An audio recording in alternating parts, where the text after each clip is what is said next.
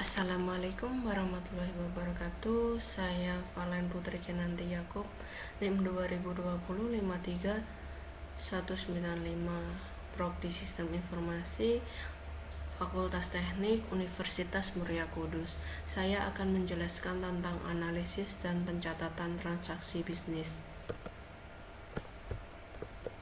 Tujuan: menjelaskan mengapa akun digunakan untuk mencatat dan mengikhtisarkan pengaruh transaksi terhadap laporan keuangan. 2. Menjelaskan karakteristik suatu akun. 3. Menjabarkan kaidah debit dan kredit serta saldo normal akun. 4. Menganalisis dan mengikhtisarkan pengaruh transaksi terhadap laporan keuangan. 5. Menyiapkan neraca saldo dan menjelaskan penggunaannya untuk menemukan kesalahan. 6. Menemukan kesalahan dan pencatatan transaksi dan mengoreksinya. 7. Menggunakan analisis horizontal untuk membandingkan laporan keuangan dari periode yang berbeda. Setiap pos dalam laporan keuangan yang disebut akun dimasukkan dalam buku besar. Sekelompok akun untuk suatu entitas bisnis disebut buku besar. Daftar akun dalam buku besar disebut bagan akun. Klasifikasi utama dari akun. Aset adalah sumber daya yang dimiliki oleh perusahaan, yaitu kas, perlengkapan, bangunan, piutang usaha. Kewajiban adalah utang kepada pihak luar atau kreditor, utang usaha, wesel bayar, utang gaji. Di dalam kas ini adalah uang kita yang dimasukkan ke perusahaan. Perlengkapan adalah investasi alat, bangunan adalah investasi gedung, dan piutang usaha adalah hutang dari bank.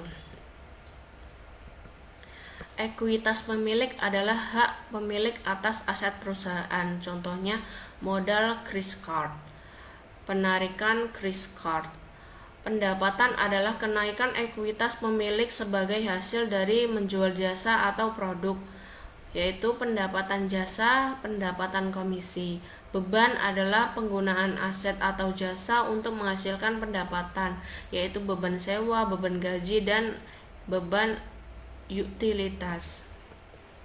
Untuk membantu Anda belajar suatu akun dapat digambar menyerupai bentuk huruf T. Akun T. Di sisi kiri ada debit dan di sisi kanan ada kredit. Di sisi kiri ada debit dan di sisi kanan ada kredit.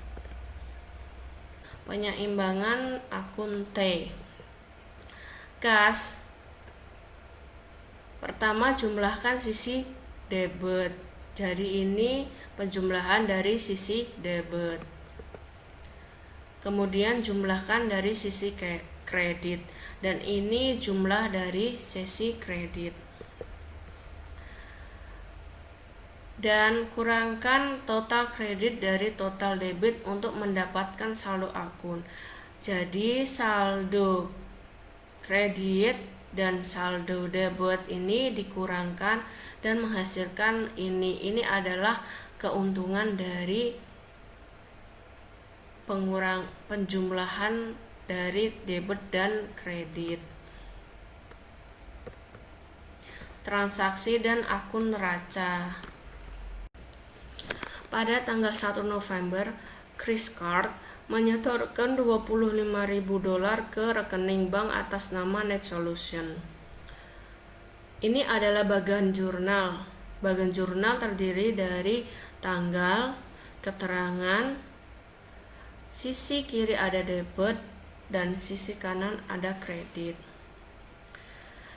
Dan Chris Card menyetorkan $25.000 ke rekening bank atas nama Net Solution.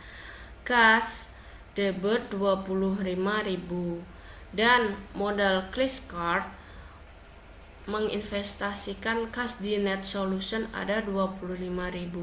Jadi uang ini adalah sebelum disetorkan ke rekening bank Net Solution, kasnya $25.000 adalah uang Chris Card dan menjadi kredit karena dia menginvestasikan ke perusahaan NetSolution.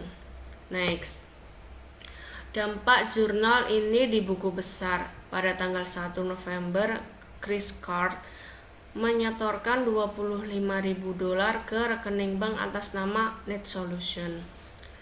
Dan di buku besar kas tanggal 1 November terdapat debit $25.000 dan di modal Chris Card terdapat $25.000 di sisi kredit.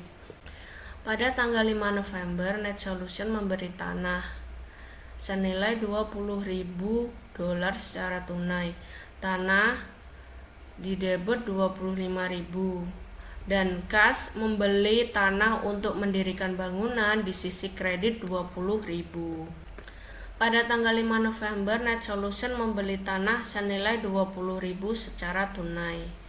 Dampak dari jurnal ini di buku besar kas $25.000 pada tanggal 1 November dan $20.000 di sisi kredit tanggal 5 November. Dan tanah di buku besar tanggal 5 November debit $20.000. Pada tanggal 10 November, NetSolution membeli perlengkapan secara kredit senilai $1.350. Perlengkapan $1.350 di debit dan utang usaha membeli perlengkapan secara kredit $1.350 di kredit. Dampak dari jurnal di buku besar, perlengkapan tanggal 10 November $1.350 di debit dan utang usaha tanggal 10 November $1.350 di kredit. Pada tanggal 30 November, NetSolution membayar kreditor sebesar $950, utang usaha $950, kas membayar utang usaha kepada kreditor pada kredit $950. Sekian yang dijelaskan oleh saya. Wassalamualaikum warahmatullahi wabarakatuh.